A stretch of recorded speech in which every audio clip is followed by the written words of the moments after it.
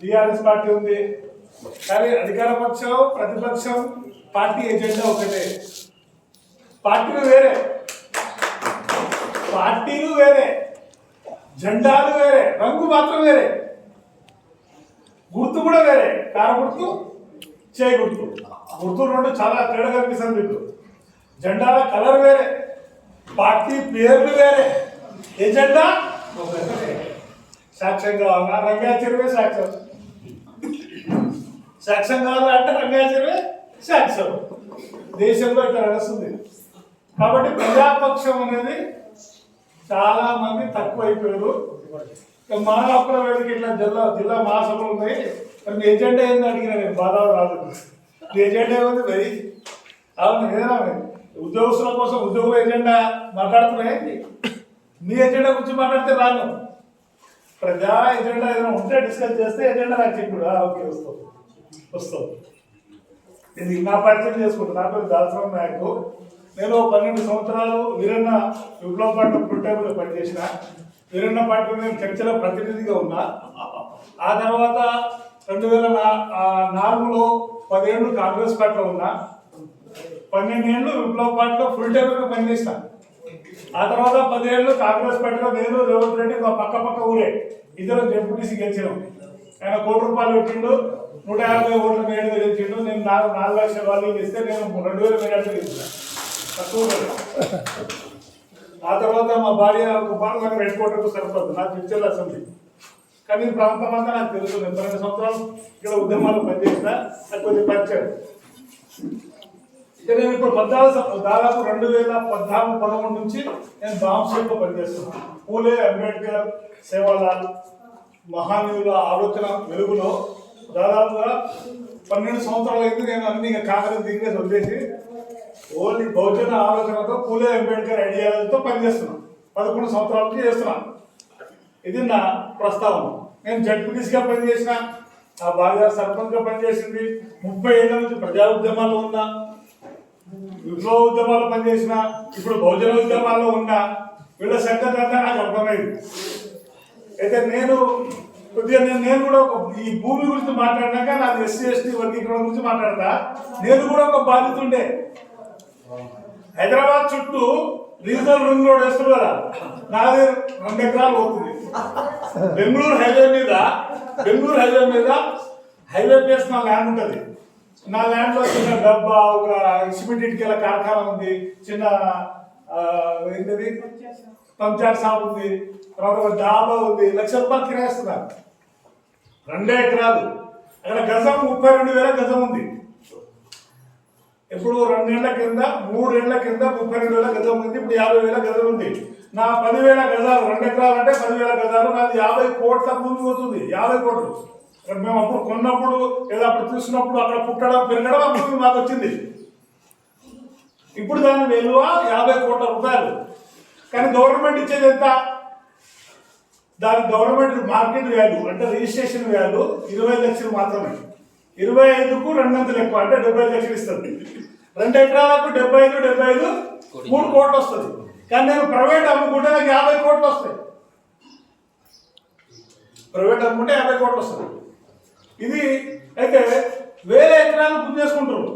భూమి ఎందుకు అని బాబాసాహెబ్ అంబేద్కర్ అంటారు. డాక్టర్ బాబాసాహెబ్ అంబేద్కర్ భూమి సామాజిక హోదా, మన ప్రజల భాషలో చెప్పాలంటే ఇజ్జత్.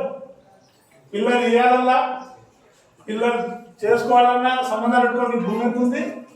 భూమి ఉందా నీకు? ఇల్లుందా? సొంత భూమి ఉందా? ఎన్ని ఎకరాలు ఉన్నాయి? పిల్లలు ఇవ్వాలా ఇవ్వద్దా? బోరుందా? ఒక భూమి ఉంటే బోరుందా? ఇల్లుంటే ఏ ఇల్లు ఉంది? డాబానా, గుడిసెనా? అంటే ఇల్లు అనేది ఇది సామాజిక హోదా, సామాజిక గౌరవాన్ని ఇస్తుంది. అంటే మన భాషలో ఇజ్జత్ ఇస్తుంది. ఇది నేను చెప్పట్లేదు, రాజ్యాంగ నిర్మాత డాక్టర్ బాబాసాహెబ్ అంబేద్కరే చెప్పారు. బాబాసాహెబ్ అంబేద్కర్ ఈ విషయాన్ని ప్రస్తావన చేసింది. భూమి అనేది సామాజిక గౌరవం, సామాజిక హోదా ఇస్తుంది మా ప్రజలకు. కాబట్టి ఇది భూమి శాశ్వత ఎవడు గుంజుకోపోడు, దొంగలు గింజలు ఎవడు గుంజుకోపోడు. డబ్బులు ఉంటే నీ పిల్లగాడు ఒకటి తాగుపోడు అవుతాడు, గంజా తాగుతాడు, సారా తాగుతాడు, రోజు పైసలు అయిపోతాయి. కానీ భూమిని ఎవడు గుంజుకోలేడు. అది చాలా భద్రతమైన సంపద, అది గౌరవాన్ని ఇచ్చే సంపద. కాబట్టి భూమి అనేది చాలా ముఖ్యము. నేను నేను 5 సంవత్సరాలు మహబూబ్నగర్ జిల్లాలో ఒట్టే రిజర్వాయర్ అని 5,000 ఎకరాలను నమ్మడంలో కూర్చున్నారు. వాళ్ళ బీసీలు ఉన్నారు, ఎస్సీలు ఉన్నారు, ఎక్కువ మంది తాండాలు మా వాళ్ళు. ఎకరానికి 3 లక్షలు ఇచ్చారు.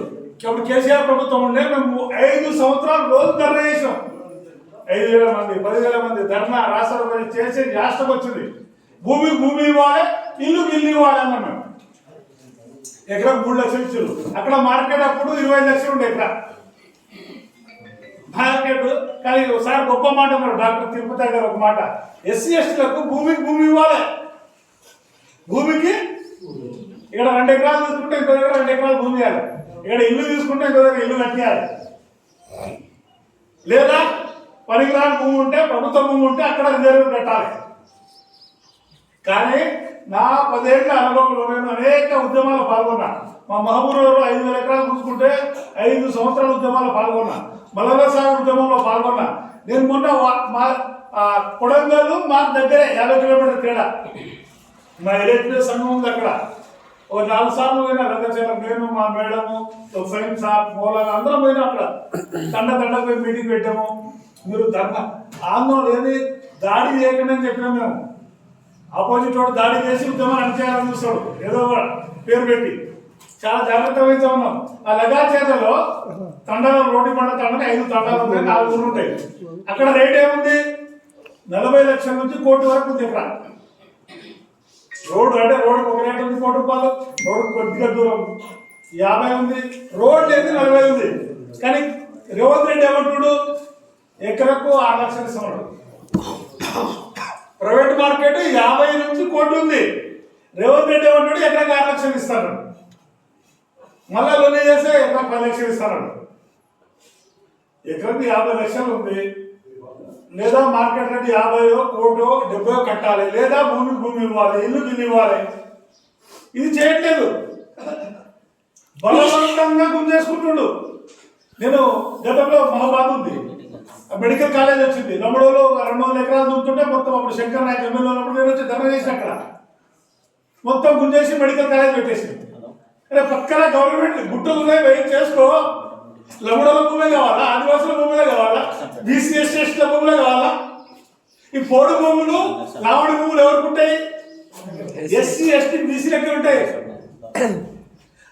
అగ్రకులాలకు పోడు భూములు, లావడి భూములు ఉండవు. ఇక్కడ మహబాద్లో గుంజుకున్నారు పోయిన గవర్నమెంట్ లో. తర్వాత వనపర్తి జిల్లా హెడ్ క్వార్టర్ మా మహబూబ్నగర్ ఉమ్మడి మహబూబ్నగర్ జిల్లా నాకు జడ్చర్ల బాలనగర్. అక్కడ 60-70 సంవత్సరాల నుంచి గుంజుకుంటారు. బోర్లు, వ్యవసాయం, ఇళ్ళు కట్టుకుంటే కలెక్టర్ ఆఫీస్ కి గుంజుకున్నారు. దాని చుట్టూ ఎమ్మెల్యే ఉన్నట్టు భూమి లేఅవుట్ చేసిండు, వెంచర్ చేసిండు. అక్కడ కలెక్టర్ ఆఫీస్ తెచ్చిండు. కలెక్టర్ ఆఫీస్ తెస్తే ఇది 1000 రూపాయల కదా 5,000 అయింది. వాడి స్వార్థం కోసం లమ్మడోల భూమి గుంజుకుంటు వనపర్తిలో గత ప్రభుత్వంలో 200 ఎకరాలు మా భార్య తీసుకొని జైల్లో పెట్టింది. ధర్నా చేస్తే పక్కన గవర్నమెంట్ భూమి ఉంది, కొద్దిగా 2 కిలోమీటర్ల వద్ద ప్రభుత్వ భూమి ఉంది. అది తీసుకోవాలి. ఎందుకంటే ఇక్కడే ఎమ్మెల్యేల భూములు ఉంటాయి, లేఅవుట్ చేసుకోవాలి, వెంచర్ చేసుకోవాలని మన ప్లాన్. అట్లా మొత్తం రాష్ట్ర వ్యాప్తంగా గత ప్రభుత్వం, ఇప్పుడు ప్రభుత్వం బలవంతంగా భూములు గుంజుకుంటుంది. నేను కూడా ఉన్న బాధితుండే. రేపు 26 నాడు మేము చలో లగాచేత పెట్టాం. రోడ్డు బండ తండకు చలో రోడ్డు బండ తండని మేము పెట్టాం ప్రోగ్రాం. 26వ తారీఖున పెట్టాం. మేము సోషల్ మీడియాలో చూస్తుంటాం.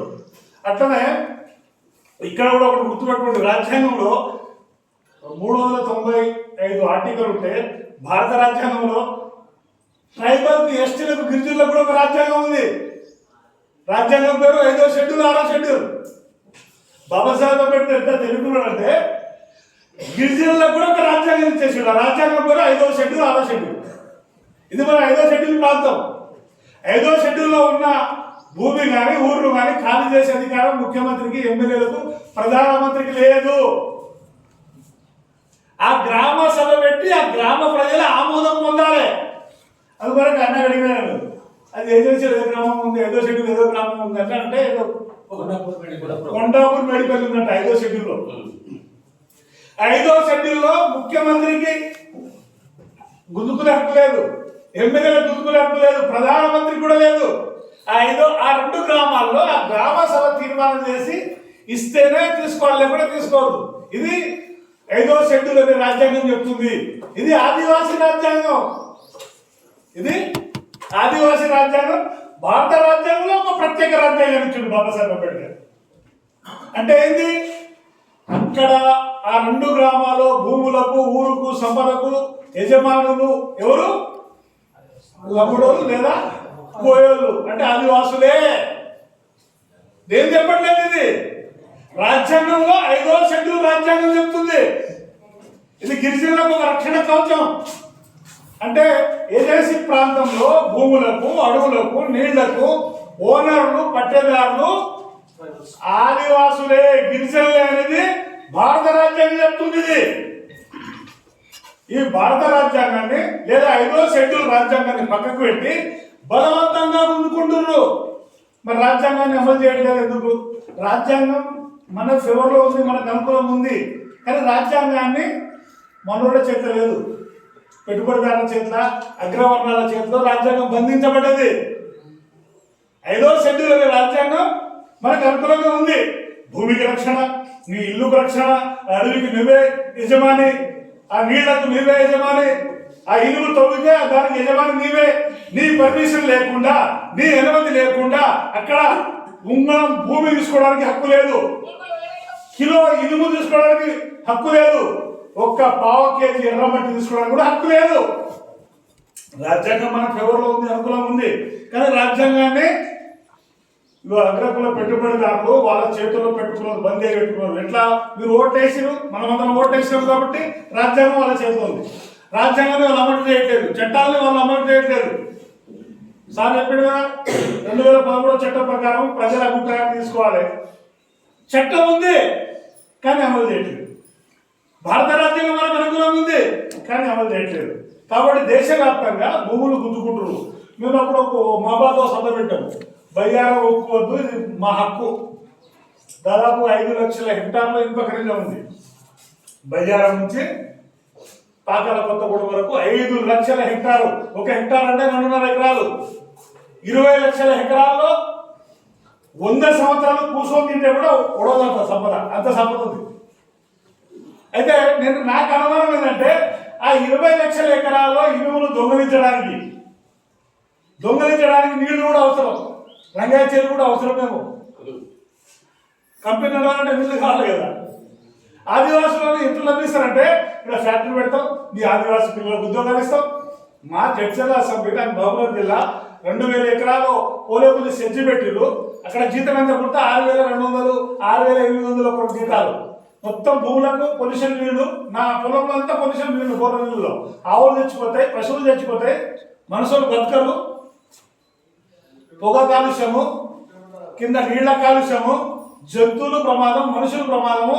మొత్తం ప్రభుత్వం ఏం చేసినప్పుడు ప్రభుత్వ ఇండస్ట్రియల్ డిపార్ట్మెంట్ ద్వారా రైతులు ఖరీదు చేసి ప్రైవేట్ వాళ్ళకి అమ్మేసింది. అంటే గవర్నమెంట్ పాత్ర ఏంది? బ్రోకర్ పాత్ర. నేను మోటరీ చెప్పేస్తున్నా, బ్రోకర్. ఓ పెట్టుబడిదారు ప్రైవేట్ వ్యక్తి భూమి ఇవ్వమంటే ఇయ్యడు, తంతారు. రాజ్యాంగం అంటే వస్తుంది. కాబట్టి ప్రభుత్వ సంస్థనే తక్కువ రేటు ఖరీదు చేసి 2 లక్షల ఖరీదు చేసి 60 లక్షలు అమ్మింది.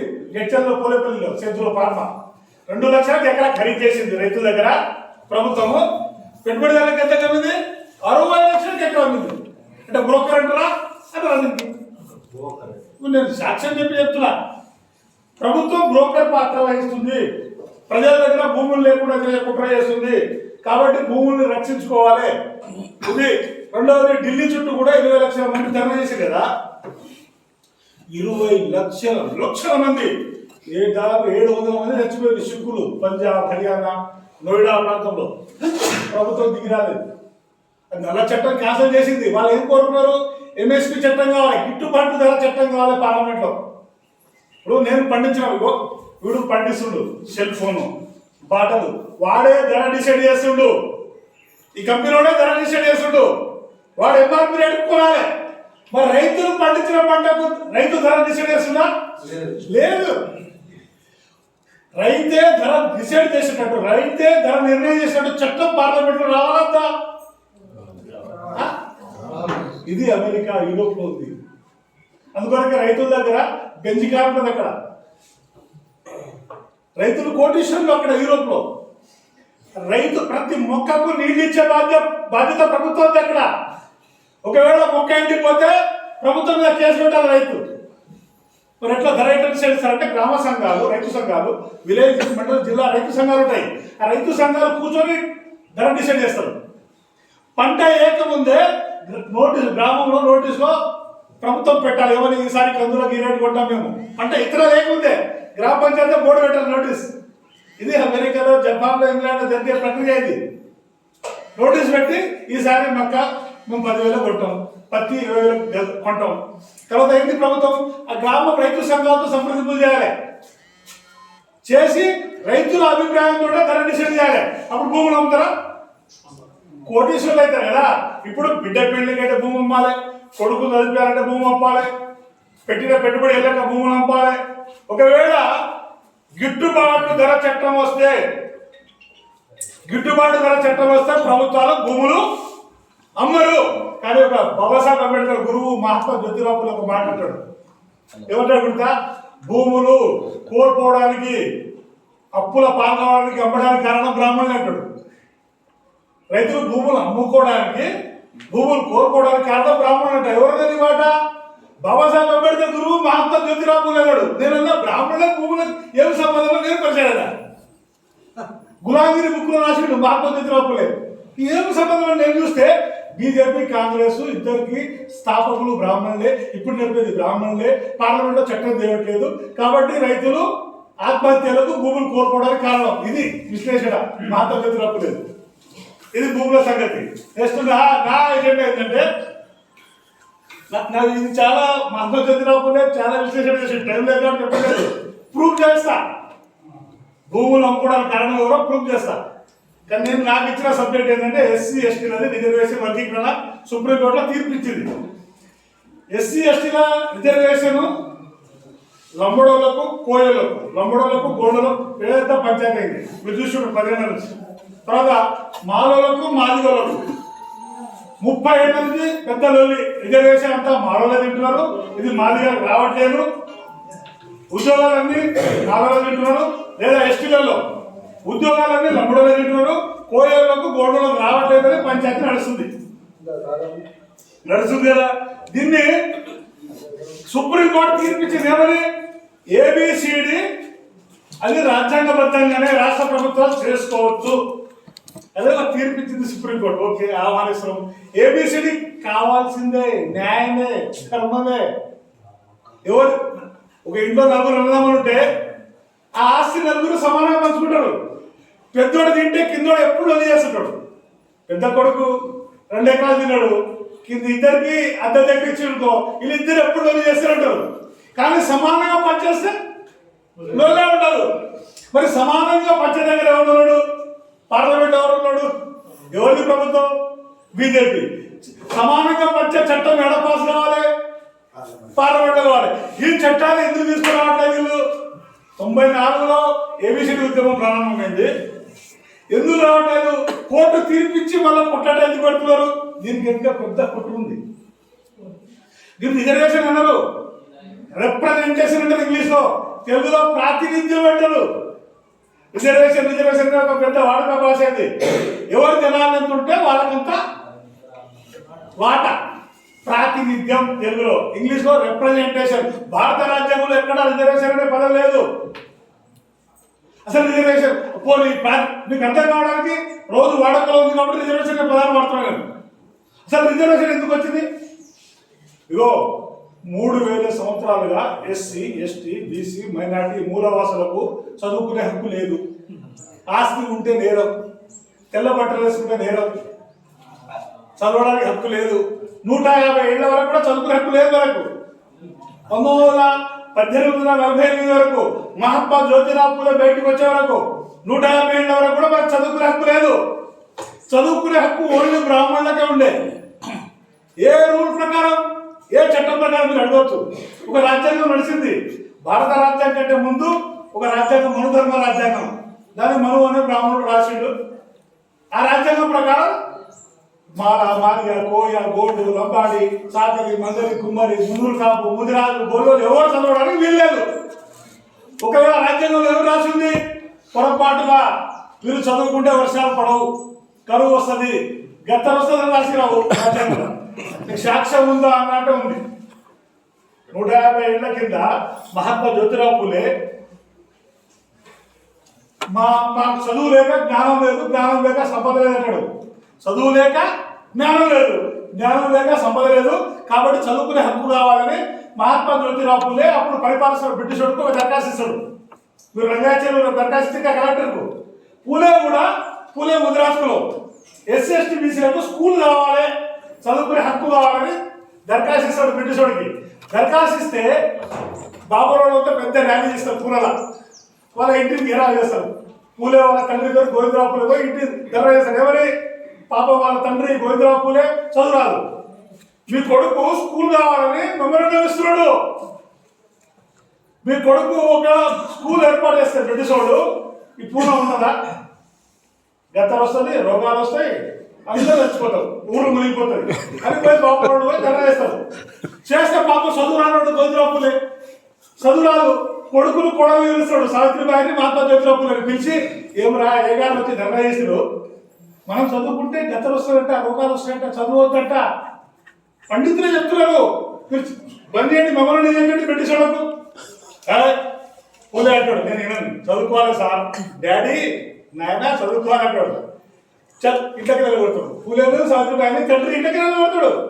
వాళ్ళు అప్పుడు ఎన్నో స్కూల్ పెడతారు, బ్రిటిష్ తోటి కొట్లాడతారు, స్కూల్ తెచ్చిస్తారు. స్కూల్ వచ్చినందుకే ఇక చదువుకున్నారు. ఎవరు చదువుకునే హక్కు ఎవరికి ఇచ్చారు? చదువుకున్నందుకే ఉద్యోగాలు వచ్చినాయి.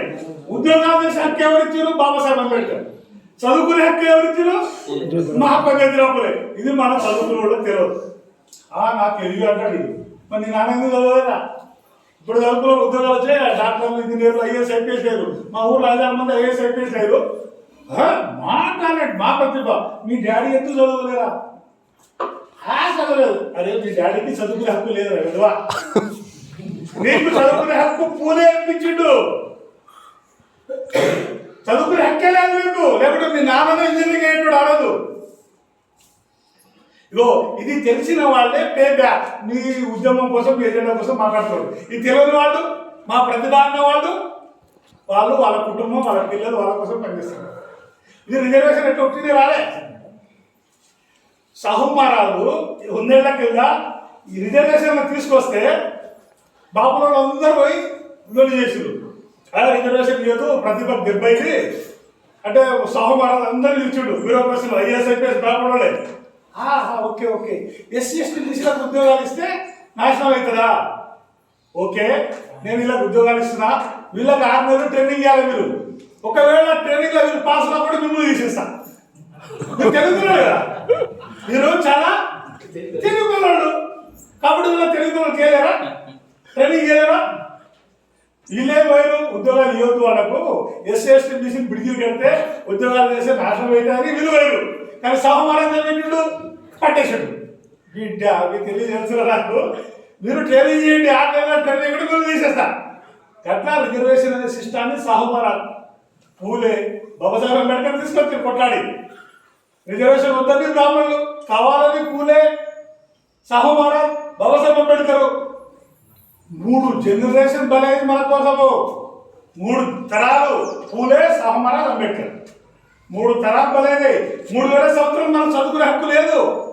జస్ట్ 100 సంవత్సరాల నుంచే మా డాడీ చదువుకోలేదు. సార్ ఫాదర్ మీ తల్లిదండ్రులు చదువుకురా? చదువుకోలేదా? చదవలేదా? చదవలేదు. ఒకవేళ మీరు మీ తండ్రులు చదువుకొని ఉంటే మీరు ఇప్పుడు ఈ పరిస్థితి కాదు. మీ పిల్లలు కూడా కెనడా, అమెరికా, 50 లక్షల కారు, రోజు ఫ్లైట్లో మీరు కూడా ప్రయాణం చేసేవాళ్ళు. చదువు లేకనే జ్ఞానం లేదు, జ్ఞానం లేకనే సంపద లేదు. ఇది మహాత్మా జ్యోతిరావు పూలే అన్నాడు. ఇది రిజర్వేషన్ అంశం ఒకటి. చివరిగా ఏబిసిడి గురించి చెప్తున్నాను. ఏబిసిడి 94లో ఎంఆర్పిఎస్ ఉద్యమం ప్రారంభించింది. నేను అప్పుడు పీడిఎస్లో ఉన్నా, ఆ ఉద్యమాన్ని సపోర్ట్ చేసిన, ఉద్యమంలో పాల్గొన్నా. ఆ తర్వాత చంద్రబాబు నాయుడు ఏబిసిడి చేసిండు. ఏబిసి ఏలో ఎవరిని కలిపిండు? మాదిగా బుడద సంఘాలు కలిపిండు. బిలో మాదల్ని.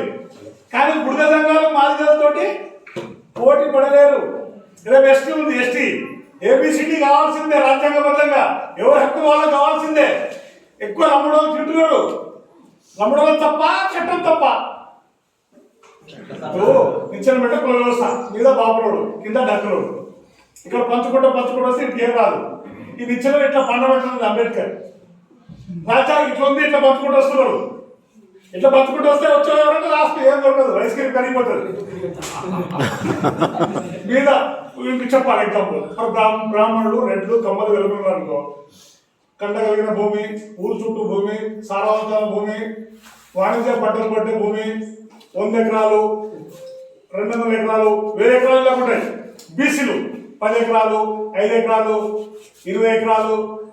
ఎస్టీఎస్సీలు పొరపోకులు, మాన్యాలు, రావణ పట్టాలు, తొండలు గుడ్లు పెట్టే భూములు. తొండలు అంటే కులాలు బట్టి భూములు ఉన్నాయి కదా. నేను ఏమైనా కంపెనీ చెప్తారా? మీ ఊర్లో సాక్ష్యం ఉందా?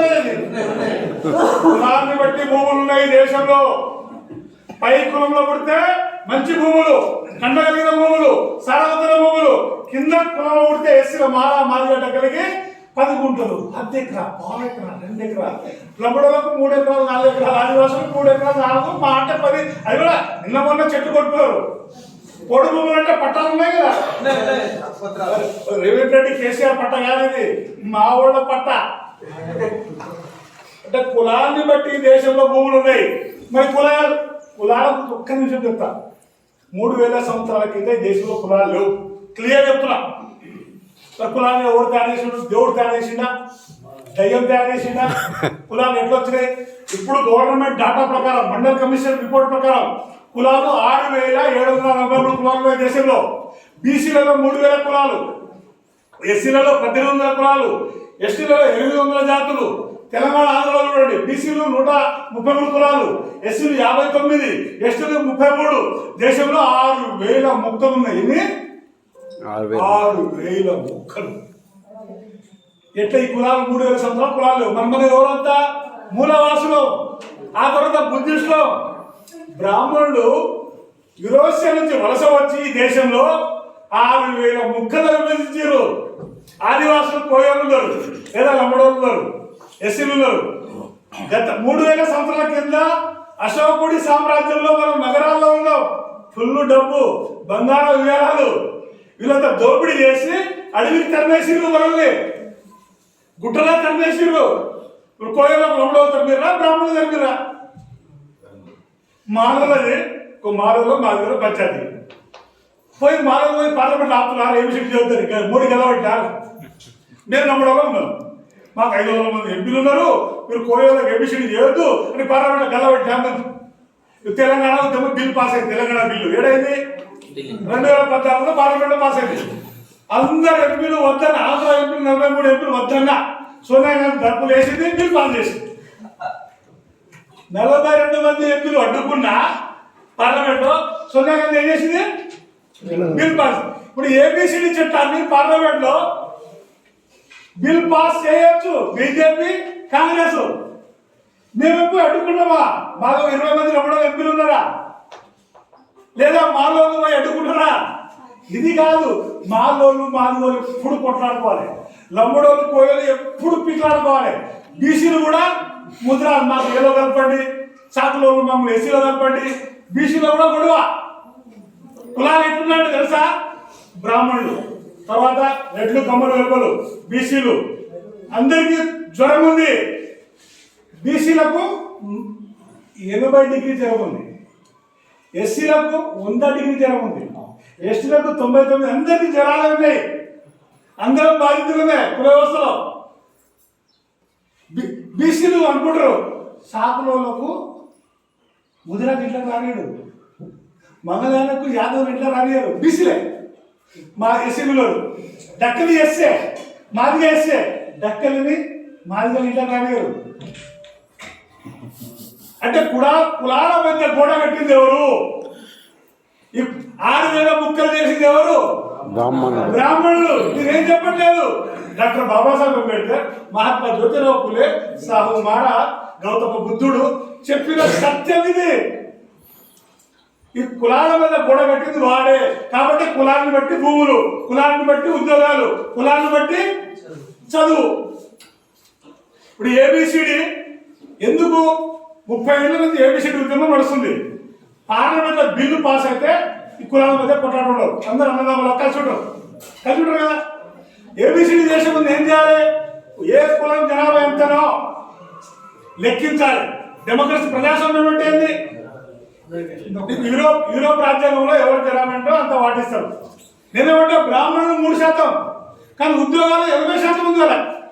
బ్రాహ్మణుల జనాభా దేశం ఎంత? 3%, కానీ గవర్నమెంట్ లెక్కలు తీస్తే 80% ఉన్నది. అంటే రిజర్వేషన్ ఎవడో ఎక్కువ చెప్పినాడు? అరే లెక్కలు తీస్తే అట్లా అనిపిస్తుంది. నేనేమంటున్నా, బ్రాహ్మణులకు కూడా 3% రిజర్వేషన్ ఇచ్చేయాలి, పార్లమెంట్ బిల్ పాస్ చేయాలి. బీసీలకు 52% రిజర్వేషన్ బిల్ పాస్ చేయాలి. ఏబిసిడే కాదు, ఏ జడవరం చేయండి. బాబాసాహెబ్ అంబేద్కర్ ఎంత తెలుగున్నాడంటే బ్రాహ్మణులు 6000 ముక్కలు చేస్తే బాబాసాహెబ్ 3 ముక్కలు ఏకం చేసాడు. ఏమని? 18 ఎస్సీ కులాలని షెడ్యూల్ క్యాస్ట్ ఒకటే పదవి చేసాడు. బ్రాహ్మణులు విభజించారు. బాబాసాహెబ్ అంబేద్కర్ ఏం చేసాడు?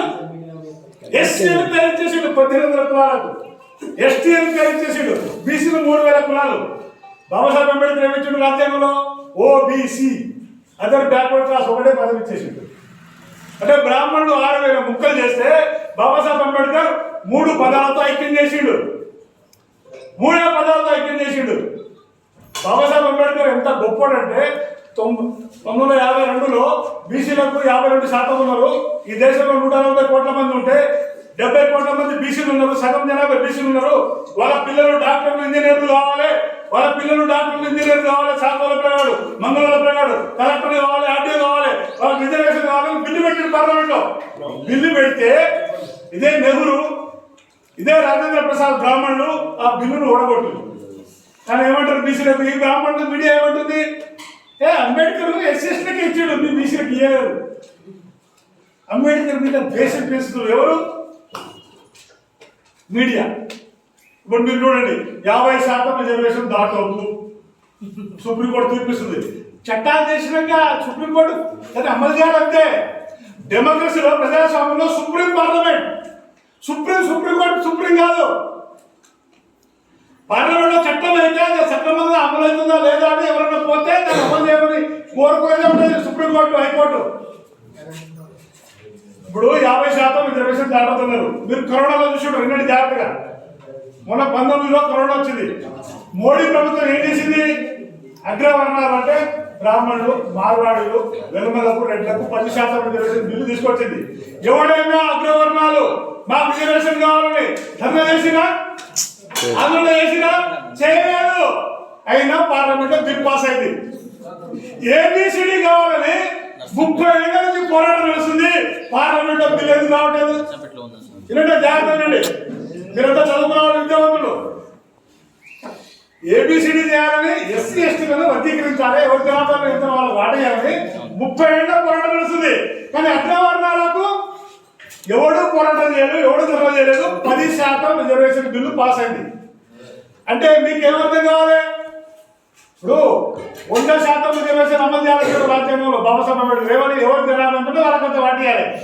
ఇప్పుడు 50 ఎస్సీ ఎస్టీ బీసీలు జనాభా ఎంత తెలంగాణలో? 93%. ఎస్సీ ఎస్టీ బీసీల జనాభా 93%. ఈ 93% ఎంత రిజర్వేషన్ ఉంది? ఇప్పుడు 49 ఉంది. 93% ప్రజలకు 49 ఉంది. బీసీలకు 27, ఎస్సీ ఎస్టీలకు 22, మొత్తం 49 ఉంది. ఇది జనాభా ఎంత? 93. రిజర్వేషన్ ఎంత? 49. మళ్ళీ 51 ఎవరు తింటున్నాడు? 51 ఎవరు తింటున్నాడు? జనరల్ పేరు మీద ఓసీగా తింటున్నాడు. 50 ఎట్లా జనరల్ పేరు మీద తింటున్నాడు? 10% ఈడబ్ల్యూఎస్ 10, 50 ఎంత? 60. అట్లా కాదు. జనరల్ లా బీసీ ఎస్సీ కూడా పోటీ పడవచ్చు మీరు చెప్పవచ్చు. తప్పు. ఆల్రెడీ మొన్న ఒక లంబడామె మా జనరల్ లో వచ్చింది. ఒక ఎస్సీ జనరల్ లో పాస్ అయ్యిండు. వాళ్ళని కోట ఎస్టీ కోటలో ఎస్సీ కోటలో పెట్టేసారు. జనరల్ కోటలో ఇయ్యలేదు. వాళ్ళు పరీక్ష రాస్తే జనరల్ కోటలో ర్యాంక్ వచ్చారు. జనరల్ కోటలో ఉద్యోగం ఇయ్యాలి కదా, ఇవ్వకుండా ఎస్టీకి ఎస్సీ కోటలు ఇచ్చేసారు. అంటే 51% జనరల్ ఎవడు పెట్టినాడు? వాడే. 10% ఎవడు పెట్టినాడు? వాడే. అంటే అగ్రవర్ణాలు ఎన్ని శాతం రిజర్వేషన్? 60. జనాభా ఎంత తెలంగాణలో 7%, అనుభవించిందంట 60. ఈ దేశంలో మొత్తం అదే లెక్క, దేశంలో మొత్తం అదే లెక్క. ఇప్పుడు నిన్న మహారాష్ట్రలో బీజేపీ గెలిచింది. ఎందుకు గెలిచింది తెలుసా? శరద్ పవార్ పార్టీ, తర్వాత ఉద్ధవ్ ఠాక్రే పార్టీ, కాంగ్రెస్ అందరూ ఓడిపోయారు. బీజేపీ గెలిచింది. గెలుస్తుంది, నాకు తెలుస్తుంది ఎందుకు గెలుస్తుంది అంటే దేశంలో పెద్ద ఎజెండా అయిపోయింది. ఏమని?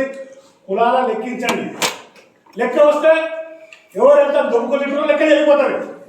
ఎవడే దత్తలు ఎంతమంది, కోయోలు ఎంతమంది, గోండోలు ఎంతమంది, ముద్రాలు ఎంతమంది, సాకులు ఎంతమంది లెక్కలు తెలాలి. తర్వాత వాళ్ళ సోషియో ఎకనామిక్ సర్వే కావాలి. ఎవరికి బైక్ ఉంది, ఎవరికి భూమి ఉంది, ఎవరికి కారు ఉంది, సర్వే జరగాలి. సర్వే జరిగినాక వాళ్ళని ABCD, బైక్ ఉన్న వాళ్ళని ఏలో, లేదా ఎడ్డబండ్లు రైతు వాళ్ళ ఏలో, కారు ఉన్న Bలో, మళ్ళా SC/ST అట్లా పెట్టాలి ABCDగా. సర్వే చేయకుండా మీరు హాస్పిటల్కి పోతారు, డాక్టర్ పరీక్ష చేయకుండా గోళీలు ఇస్తారా, ఇంజన్ ఇస్తారా? ఇవ్వండి. మీ ఇంటికి 10 మంది చుట్టాలు వస్తారు, నువ్వు భార్యకి చెప్తావు 10 ఛాయలు చేయమని, 10 మంది నేర్చుకునే చెప్తావు. మరి ఈ దేశంలో ఏ కులం ఎంత జనాభా తెలవకుండా బడ్జెట్ కేటాయింపు ఎట్లా జరుగుతుంది, ఉద్యోగాల కేటాయింపు ఎట్లా జరుగుతుంది? ప్రజాస్వామ్యంలో ఎవరు కులం ఎంత వాళ్ళు లెక్కించాలి. ఈ ఉద్యమం 10 ఏళ్ల నుంచి దేశవ్యాప్తంగా నడుస్తుంది. దీన్ని బీజేపీ రాహుల్ గాంధీ ఎత్తుకున్నాడు. తప్పదు, మోడీ ఏమంటుంటే బీసీని అంటున్నాడు. అరే మోడీ ఎదుర్కోవాలంటే నేను బీసీ ఎజెండా ఎత్తుకోవాలి, జనగణన బీసీలో 50% రిజర్వేషన్ ఎత్తుకున్నాడు. ఓకే, ప్రధానమంత్రి కోసం ఎత్తుకున్నాడు, కానీ దానికోసం ఆందోళన లేదు. బీజేపీ ఏం చేసిండు? ఇది కుల జనగణన ఉద్యమం వస్తే ఎవడు కులం ఎంత దొంగ తెలియపోతుంది. జనగణన చేస్తుంటే బాబులోడు బీహార్లో సుప్రీంకోర్టులో కేసు జనగణన చేస్తుంది. మీరు ఆంధ్రప్రదేశ్లో 8 వచ్చింది. ఒక ఆయన నరహంతకుడు ఉండే అరవిందరావు, గ్రేట్ ఐజీ, వాడు RSS బాబులోడు. వాడు ఆంధ్రప్రదేశ్లో 8 రాసేవాడి కులాల లెక్కలు చెప్పొద్దు, ఇది పాకిస్తాన్ కుట్రట, చైనా కుట్రట. కులాల లెక్కలు చేస్తే పాకిస్తాన్ కుట్రట, చైనా కుట్రట. అరే భయ్, కోయోళ్ళు లొమ్మడల మధ్య పంచాలి, పంచాలా వద్దా? పంచేటప్పుడు ఆ కులం ఎంత, మా కులం ఎంత లెక్కించాలా వద్దా? మాలో పంచాలి, కులం ఎంత లెక్కించాలా వద్దా? ఇది ఎట్లా కుట్ర? బాబు ఇప్పుడు కుల జనగణనలు అడ్డుకునేది ఎవరు? రోజు పేపర్లు వస్తుంది, బ్రాహ్మణులే, RSS బీజేపీ బ్రాహ్మణులే అడ్డుకుంటున్నారు. ఇప్పుడు ABCDని చేయకుండా కులాల మధ్య కొట్లాడేది ఎవరు? బ్రాహ్మణులే. 7 జడ్జీలు తీర్పించారు. ఆ 7 జడ్జీలు సుప్రీంకోర్టు చీఫ్ జడ్జి ఎవరు? బాబునుడే. ఒకవేళ ప్రభుత్వానికి చిత్తశుద్ధి ఉంటే పార్లమెంట్ లో చట్టం చేయొచ్చు. 30 ఏళ్ళ చట్టం చేయొచ్చు కదా. ఎవడప్పుడు చట్టం చేయకుండా ఇక్కడ కోర్టు తీర్పిస్తే దీంట్లో ఇప్పుడు మందకృష్ణనేమో బీజేపీ సపోర్ట్, బీజేపీ అనుకూలంగా, కొంతమంది లీడర్ కాంగ్రెస్ అనుకూలంగా. అంటే మానవాదిలో కొట్లాడుకోవాలి, గోండు లొంబాడీలు కొట్లాడుకోవాలి. శాశ్వతంగా కొట్టుకుంటే బ్రాహ్మణులకు హాయి ఉంటుంది. రాజ్యం RSS బీజేపీ హాయి ఉంటుంది. కాబట్టి ABCD చేస్తే వీళ్ళు ఐక్యమైపోతారు. చెయ్యదు ఊకే కుక్కల పంచాలి. పెట్ట మీద ఇస్త్రా చేస్తే కుక్కలు ఎట్లా వస్తాయో అట్లా మనం కొట్టుకొని రావాలి. ఇంకో కుట్ర ఉంది దీంట్లో, క్రిమిలియర్ అంట. క్రిమిలియర్ అంటే తెలుసా? తీర్పిచ్చేసినది బీసీలకు క్రిమిలియర్ పెట్టిరు. ఈ SC/ST రిజర్వేషన్ వర్గీకరణ విషయంలో క్రిమిలియర్ ఇచ్చేసిన తీర్పు.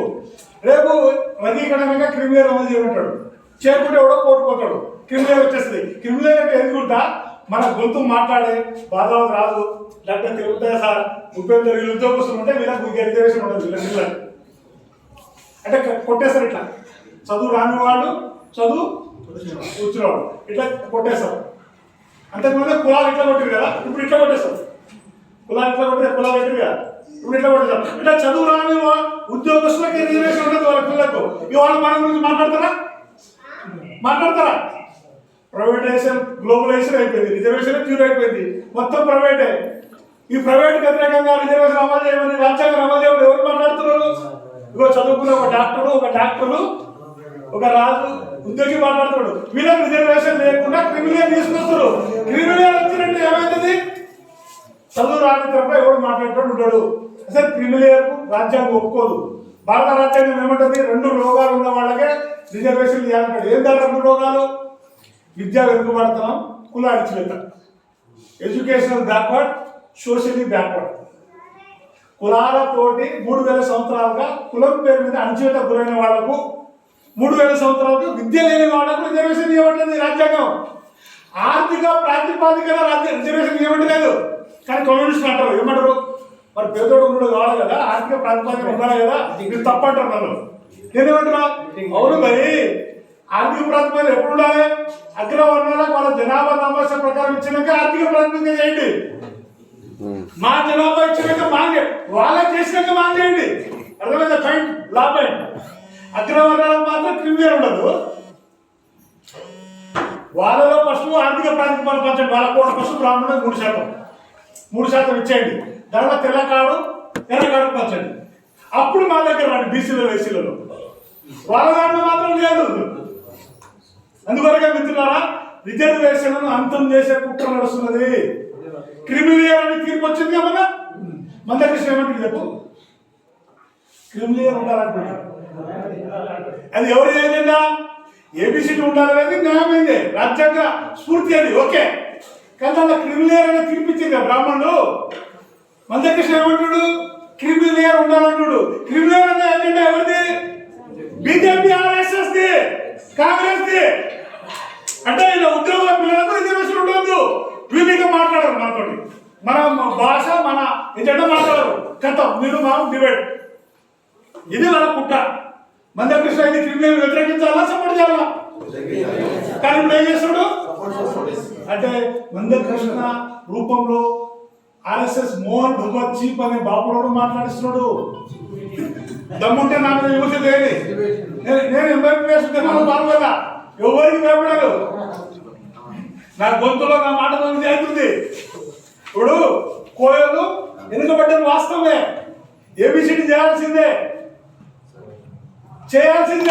నేను ఫుల్ సపోర్ట్. కానీ యువసేన ఉంది, పార్లమెంట్లో చట్టం చేయాలి. చట్టం చేయకుండా చీటింగ్ చేసుకుంటా కులాల మీద గొడవ పెడతాడు. మరి ఐక్యం ఎట్లయితాం? దీనిలో బలిష్ భాష అవుతున్నారు. ఇప్పుడు బీసీ ఆడవాళ్ళకు 33% బిల్ పాస్ అయిందా? ఎప్పుడు కరోనాలో ఎవరు అడిగిరు? ఎందుకు పాస్ చేసి బీజేపీ వాడు? 33% ఆడవాళ్ళకు రిజర్వేషన్ అంట, పొలిటికల్ రిజర్వేషన్ అంటే ఎమ్మెల్యేలు, ఎంపీలు, ఓకే. ఆ 33 కోటాలో బీసీ మహిళలకు కోట లేదు. చేసిన 33% అంటే దొర ఎమ్మెల్యే అయ్యాడు, దొర పెన్ను దోసాడు ఎమ్మెల్యే, బాబులోడు ఎంపీ అయ్యాడు, 1 పెన్ను ఎమ్మెల్యే. కానీ బీసీ మహిళలకు కోట లేదు. రాష్ట్రంలో ఏమంటుంది? ఎవరు జనాభా వాళ్ళకంత పంచమంటుంది. ఇది కుట్ర. మహిళా బిల్లు ఎందుకు తీసుకొచ్చారు? ఇప్పుడు బీసీ అది మహారాష్ట్రలో నిన్న బీజేపీ గెలవడానికి కారణం, మీరు ఓటర్తో గెలవలేదు, మిషన్తో గెలిచింది. ఎలక్ట్రానిక్ ఓటింగ్ మిషన్ ఇప్పుడు ఇట్లా కీ కట్ట కదా. సర్పంచ్ ఎలక్షన్ ఇట్లా ముద్ర చేసుకుని ఇట్లా బుద్ధి పేపర్ ఇట్లా మర్త చేసి డబ్బులు వేస్తాం. కానీ ఎమ్మెల్యే ఎంపీ ఎలక్షన్లో కీ కట్టది. అమెరికాలో బ్యాలెట్ పేపర్, జపాన్లో బ్యాలెట్, జర్మనీలో బ్యాలెట్, అభివృద్ధి కంట్రీలో బ్యాలెట్ పేపర్, భారత్లో ఈవీఎం ద్వారా బీజేపీ 2% ఓటర్లు దొంగతనం చేసి కుల జనగణన ఎజెండా, రిజర్వేషన్ ఎజెండాను ఖతం చేయడానికి బీజేపీ గెలిచింది. వీళ్ళు శరద్ పవార్ వీళ్ళంతా రిజర్వేషన్ మాట్లాడారు, తెలంగాణ మాట్లాడారు. వీళ్ళ నోరు మూసేయడానికి బీజేపీ ఈవీఎంతో గెలిచింది. మరి ఏమన్నా సాక్ష్యమా అన్న? ఏం మాట్లాడుతున్నావు అన్న? అది చంద్రమండలానికి రాకపోతుంది. చంద్రమండలానికి ఇంకేమైనా వైర్ ఉందా? నీ ఇంట్లో టీవీ ఉంటుంది, నీ చేతిలో రిమోట్ ఉంటుంది, రిమోట్ కు టీవీకి ఏమైనా వైర్ ఉందా?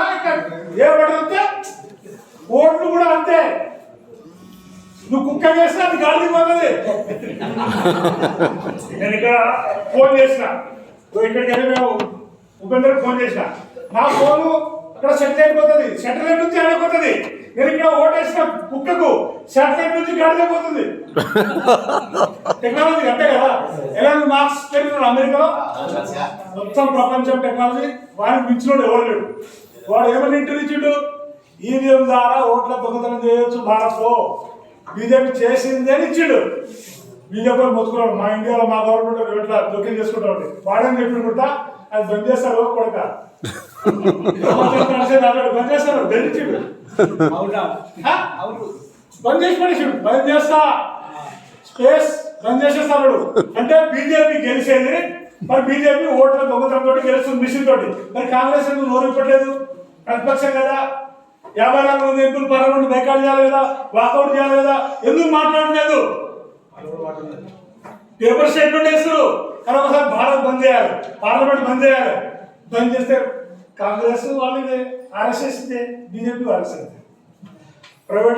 ప్రైవేటైజేషన్ గ్లోబలైజేషన్ కాంగ్రెస్ సిద్ధాంతం బీజేపీ అమలు చేస్తుంది మొన్న ఈడబ్ల్యూఎస్ రిజర్వేషన్ ఉందా అగ్రవరం 10% బీజేపీ బిల్లు తీసుకొచ్చాడు బిల్లు తీసుకొస్తే కాంగ్రెస్ వ్యతిరేకించిందా ఓటేసింది BRS vote CPM vote Chandrababu vote అది ఈడబ్ల్యూఎస్ రిజర్వేషన్ బిల్లు ఏది రాజ్యాంగ వ్యతిరేకమైన బిల్లు ఆర్థిక ప్రాతిపాదికన రాజ్యాంగం ఒప్పుకోదు ఆ బిల్లులు కాంగ్రెస్ బీఆర్ఎస్ చంద్రబాబు నాయుడు అందరూ అనుకూలంగా ఓటేసారు చంద్రబాబు ఎందుకు వేసాడు ఓటు వేయకుంటే చేయకపోతే ఈడీ వస్తుంది సిబిఐ వస్తుంది కేసీఆర్ నకలా చేసాడు ఏమని ఆ ముగ్గురు ఎమ్మెల్యేలు హైదరాబాద్ ప్రభావంలో ఎవరు ఇద్దరు ముగ్గురు బాబా పట్టుకోడు కేసీఆర్ ఆర్ఎస్ఎస్ బాబాకి పట్టుకోడు జైలు వేసుకోడు బాబు పట్టుకుంటారు ఈడీ పంపించి కవిత లోపేసి ఇప్పుడు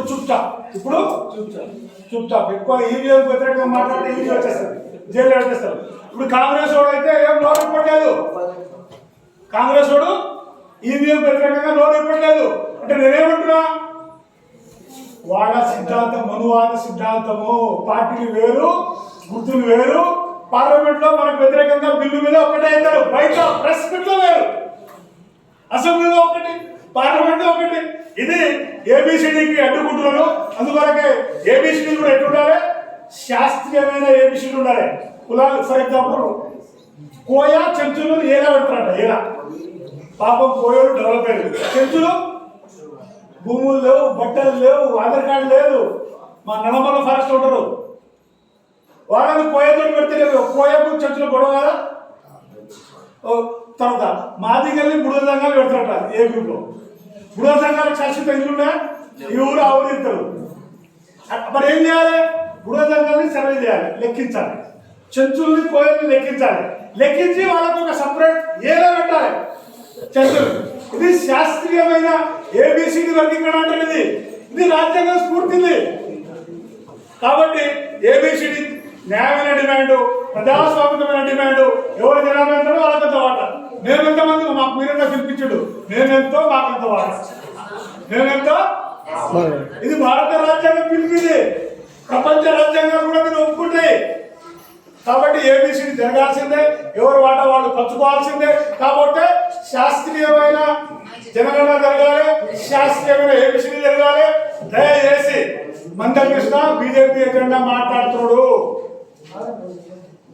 మందకృష్ణ బీజేపీ ఎజెండా మాట్లాడుతున్నాడు ఏది ఏబిసిడి అనేది ఓకే కానీ క్రిమినల్ అనేది బీజేపీ ఎజెండా మేము ఎస్టీలలో ఏబిసిడి జరగాల్సిందే కానీ ఎస్టీలో క్రిమినల్ ఉండదు అంటున్నాడు క్రిమినల్ ఉండదు ఒకవేళ క్రిమినల్ పేదల ప్రాతిపాదికన పెడితే మీరు ఫస్ట్ అగ్రవర్ణాలకు ఇచ్చేయండి వాళ్ళ కోట ఇచ్చేసి అందులో పేదల ప్రాతిపాదిక ఇచ్చేసాక మాట్లాడలేదు ఇది నా శక్తి అందుకొరకే ఇది న్యాయమైన డిమాండ్ న్యాయమైన ఉద్యమం రిజర్వేషన్ అనేది ఈడబ్ల్యూఎస్ అయితే రాజ్యాంగ విరుద్ధమది మాయావతి బిఎస్పీ మీరు బిఎస్పీ పార్టీ పెరిగినారా బిఎస్పీ పార్టీ మేనిఫెస్టో అయింది భారత రాజ్యాంగం వ్యతిరేకంగా ఈ బిల్లు ఈడబ్ల్యూఎస్ పార్లమెంట్ పెట్టింది బిఎస్పీ ఏం చేసింది ఓటేసింది ఎందుకు వేసింది ఈడీ వచ్చేస్తుంది సిబిఐ వచ్చేస్తుంది మాయావతిని జైలు పెడతారు దెబ్బగా ఓటేసింది ఈ దేశంలో ప్రతిపక్షం లేదు అధికార పక్షం బ్రాహ్మణులదే ప్రతిపక్షం బ్రాహ్మణులదే కమ్యూనిస్టులు బ్రాహ్మణులదే సాక్ష్యం ఉందంటాం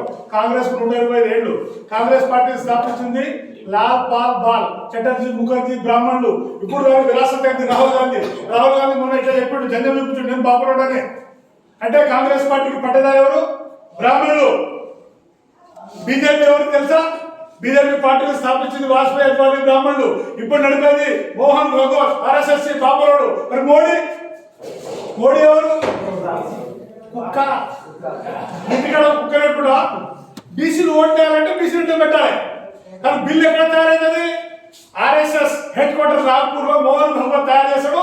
మోడీ గారు ఆమోదిస్తాడు. మోడీ బీసీ, మరి బీసీలో పెంచాలా పెంచాలా? కానీ ఇప్పుడు మోడీ 10 ఏళ్ల నుంచి పిఎం ఉన్నాడు. ఒక మంచి పని చేసిండబ్బా. ఏంటది? అగ్రవర్ణానికి 10% రిజర్వేషన్ బిల్లు పార్లమెంట్ పాస్ చేసిండు. కానీ బీసీలో కులాల విభజన చేయలేదు. బీసీలది 52% రిజర్వేషన్ చేయలేదు. బీసీలకు ఎంత ఉంది? ఇప్పుడు 27 ఉంది. కానీ ఎంత జరగాలి? 52 అంటే ఎంత తక్కువ? 25. ఆ 25 ఎవడు తింటున్నాడు? బీసీలది 25% రిజర్వేషన్ ఎవడు తింటున్నాడు చెప్పండి? బ్రాహ్మణుడు ఓసీలు. ఇది బీసీలకు తెలియదు.